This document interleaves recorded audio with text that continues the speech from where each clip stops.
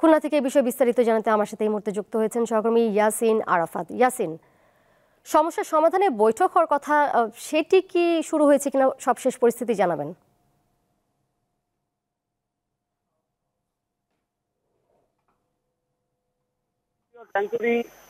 শ্রমিক সংগঠনের যে সাধারণ সম্পাদক আলী আজিম তাকে গ্রেপ্তার করেছে এবং গত বছরের আগস্ট মাসের একটি নাশকতা মামলায় তাকে গ্রেপ্তার করা হয়।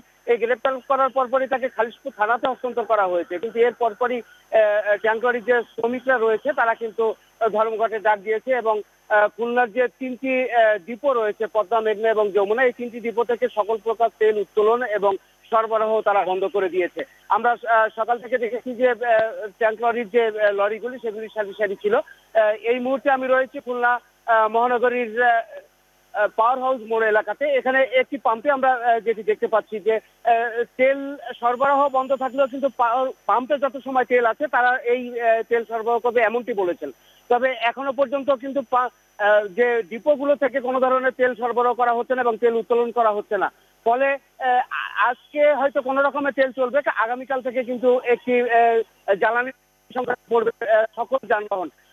বিকাল 4:50 পর্যন্ত আমি যে সংবাদ পেয়েছি সেটি আলী আজিমের জামিনের আবেদন করা হয়েছিল এবং তার জামিনের আবেদন কিন্তু নাকচ করেছে আদালত। ফলে তাকে আবারও কারাগারে প্রেরণ করেছে এবং তাদের যে সভা হচ্ছে সেই সভা এখনো চলমান রয়েছে।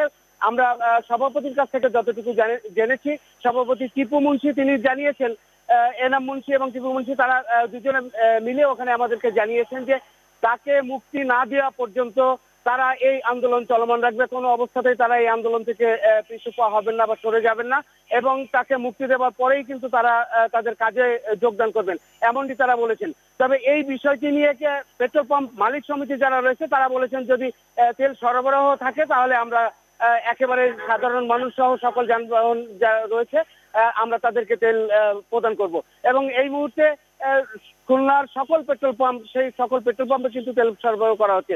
একটি বিষয় জানিয়ে রাখি যে খুলনা বিভাগের 10টি জেলা এবং বৃহত্তর ফরিদপুরের 6টি, মোট 16টি জেলাতে কিন্তু তেল সরবরাহ খুলনা থেকে হয়ে থাকে এবং এই অবরোধের ফলে কিন্তু এই বৃহত্তর 16টি জেলার প্রত্যেক জায়গাতে তেল সরবরাহ বন্ধ হলে জ্বালানি সংকটে পড়বে এবং সাধারণ মানুষ তাদের চলাচল, পণ্য পরিবহন সবকিছুতে একটি বিরূপ প্রভাব পড়বে এমনটি কিন্তু তারা আশা করছেন। তবে এখনো পর্যন্ত সভা চলছে, সেই সভাতে হয়তো